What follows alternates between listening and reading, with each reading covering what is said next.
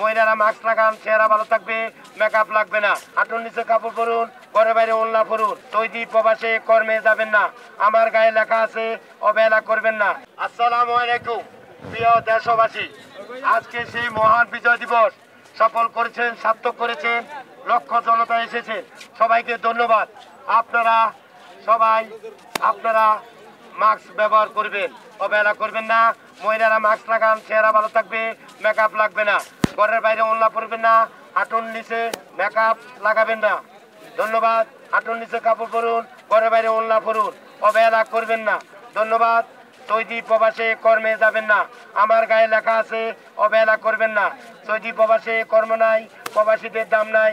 দেশে ভালো কর্ম করি, সৌদি আরবে কর্মে যাওয়া বন্ধ করি। আমি জেল প্রবাসী, সৌদি প্রবাসী, রেমিডিয়েট যোদ্ধা।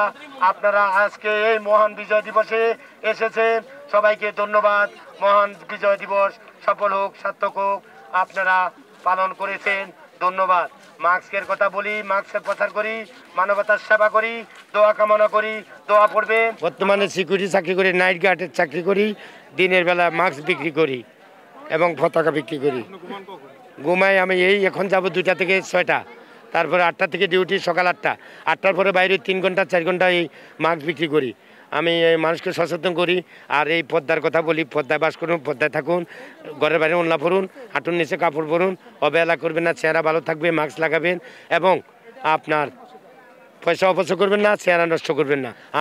আমি হাজার হাজার লোক জেলে আমি ছিলাম, আমি প্রতারিত হয়েছি। আমি 6 লাখ টাকা দিয়ে আমি সেই প্রতারিত হয়েছি। মা হারাইছি, ছেলে হারাইছি, সন্তান হারাইছি। প্রবাস জীবনে আমার এখন স্ত্রী নাই বিদায় আমি আজকে মাস্ক বিক্রি করতেছি এবং পরিবার থেকে দূরে আছি, সিকিউরিটি চাকরি করি। এখন আমার স্ত্রী নেই, ছেলে বিয়ে পড়ে, মেয়ে অনার্স স্টাডিয়ে A+ পাইছে। একটা মেয়ে আছে 7 বছরের, তাকে সে মেয়ে বোনে পালে, বোন বাবা বোন মা। আমি অসহায় হয়ে গেছি। এখন এই প্রবাসী লোন আছে, দিতে পারতেছি না। আমার রেমিটেন্স যোদ্ধা কার্ড আমার গায়ে আছে। এই যে আমি সরকারকে বলতে চাই, আমাদের দেশের রেমিটেন্স যোদ্ধারা হাজার হাজার জেলে প্রতারিত হইতেছে। জাল ভিসা পিড়ি ভিসা নিয়ে তাদেরকে দেশে 3 মাসে কামা বানায়, মালিক ছেড়ে দিয়ে যাও কাম করো, পুলিশকে বলে পুলিশ ওই আমার থেকে বাগছে, ওরে জেলে নিয়ে যাও।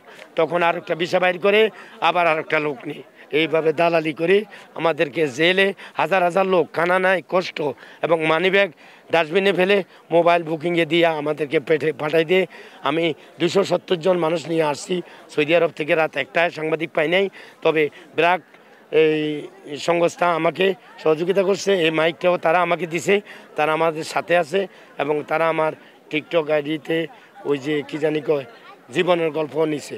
এখন আমি সরকারকে বলতে চাই, যারা রেমিটেন্স যোদ্ধা দেশে আছে তাদেরকে কার্ড বানিয়ে ভাতা প্রদান করা হোক এবং যারা এই দেশের জন্য প্রাণ দিছে শহীদ সাইদের পরিবারকে সরকারি চাকরি দেওয়া হোক।